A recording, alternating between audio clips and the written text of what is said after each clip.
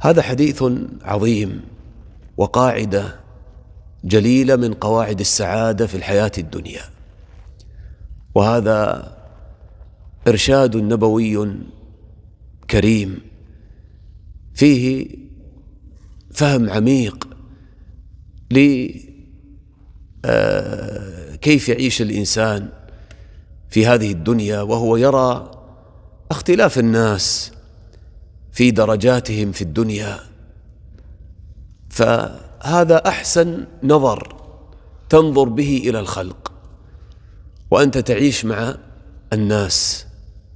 يقول النبي صلى الله عليه وسلم: انظروا إلى من هو أسفل منكم، وهذا فيما يتعلق بأمور الدنيا، كما جاء في رواية البخاري: إذا نظر أحدكم إلى من فضل عليه في المال والخلق، يعني في أمور الدنيا في المال والخلق، فلينظر إلى من هو أسفل منه. دائما في نعم الدنيا ومتاع الدنيا انظر إلى من هو أسفل منك. لماذا؟ قال: ولا تنظروا إلى من هو فوقكم فهو أجدر ألا تزدروا نعمة الله عليكم. إذا نظرت إلى من هو أدنى منك أسفل منك في الدنيا فلن تزدري، يعني لن تحتقر، لن تستصغر نعمة الله عليك. تقول: أنا عندي مال قليل، مثلا يقول: أنا راتبي 5000 درهم، غيرك راتبه 1000 درهم، غيرك راتبه 500 درهم. تقول: أنا بيتي صغير، ما عندي إلا غرفة وصالة، غيرك ما عنده بيت، ليس له مأوى، غيرك مشرد لاجئ. تقول: أنا أصابني مرض وكذا، غيرك أشد منك مرضا. وهكذا في كل متاع الدنيا، كلما نظرت في نعمة من نعم الله عليك أولا انظر إلى من هو أسفل منك في المال والخلق في كل شيء، فهنا سترى نفسك أنك في نعمة عظيمة، وأنك خير من كثير من الناس في الدنيا، وأن الله أعطاك وما حرمك. فهذا يجعلك شاكرا لله صابرا على ما أنت فيه، لن تستصغر نعمة من نعم الله عليك.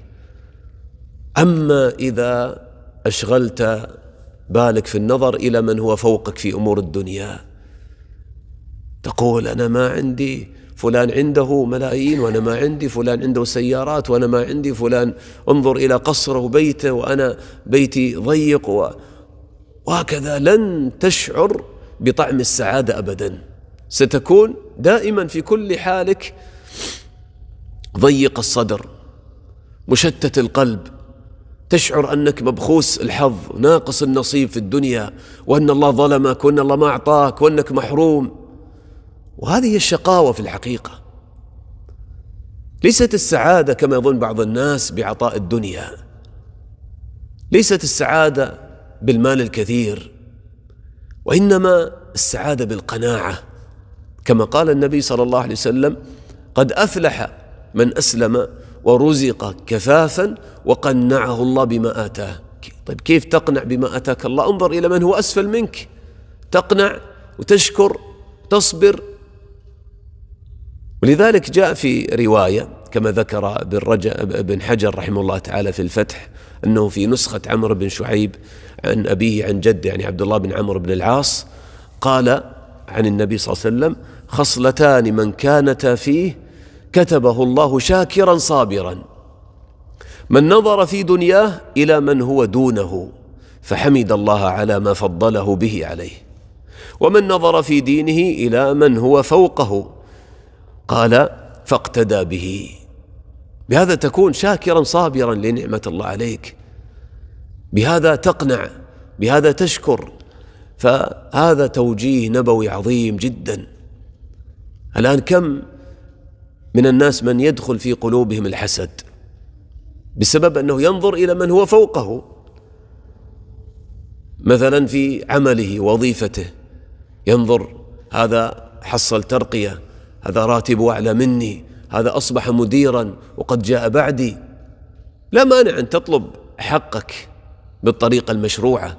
أما أن يكون قلبك معلقا بأحوال الناس من هم فوقك في الدنيا، لا، هذا ليس من شأن المؤمنين الشاكرين. فلا تلتفت إلى هذا، واقنع بما آتاك الله.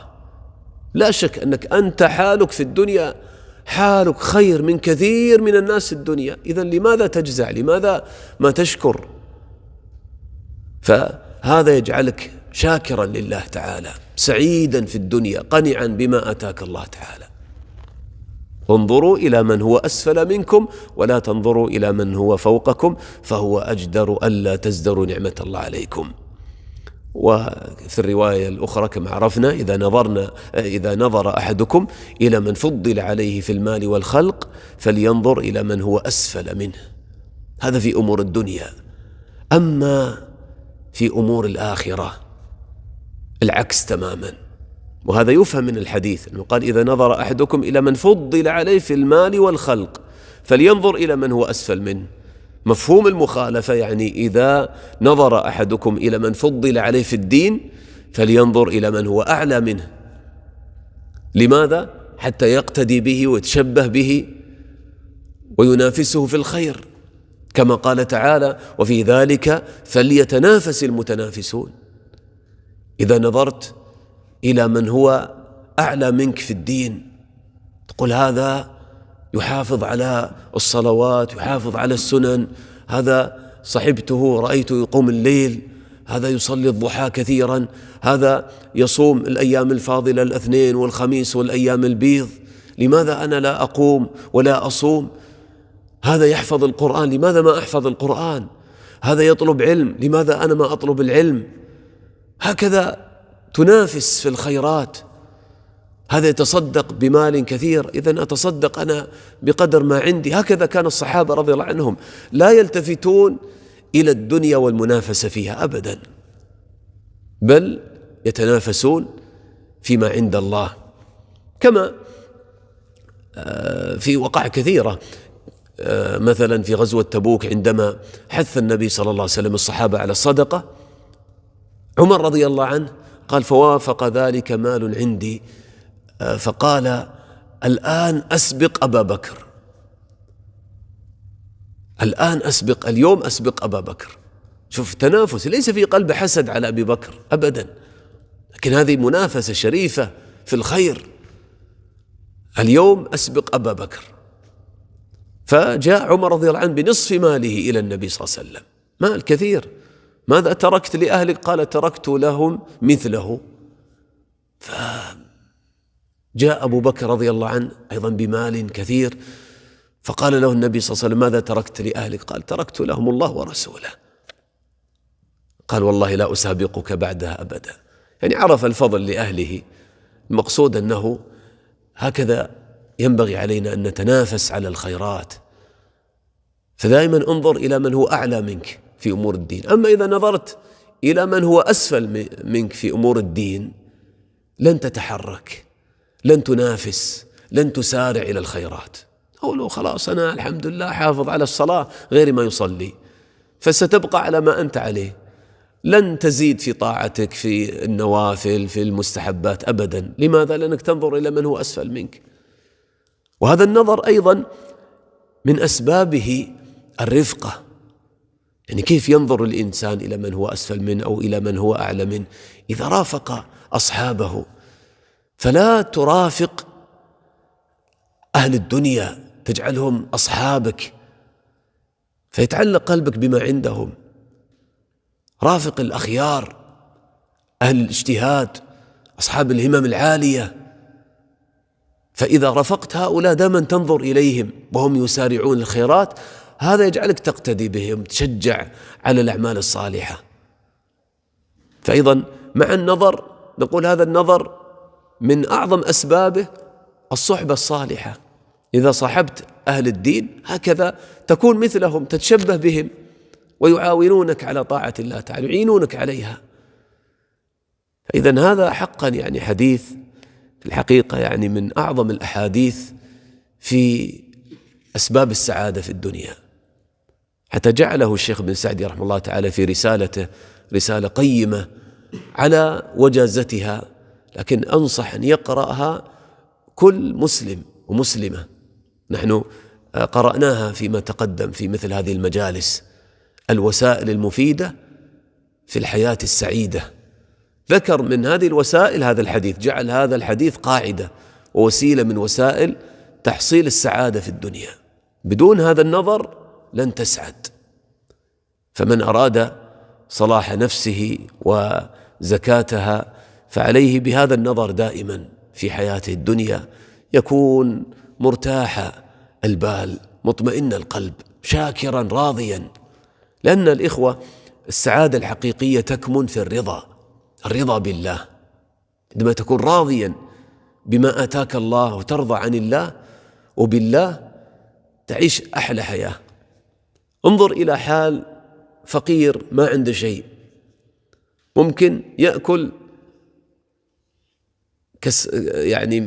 كسرة خبز وماء ويعيش حياة ضيقة، لكنه راض بما أتاه الله. تجده مبتسما فرحا، يذكر الله، يقول الحمد لله، الله رزقنا، الله أعطانا، الله كفانا. وانظر إلى غني عنده المليارات، لكن قل لماذا فلان أعلى مني، لماذا فلان عنده كذا أنا ما عندي، وما يرضى بما أتاه الله. تجده مهموما، تجده مفرق القلب، كالفقير الذي يلهث ويجمع المال ولا يشبع.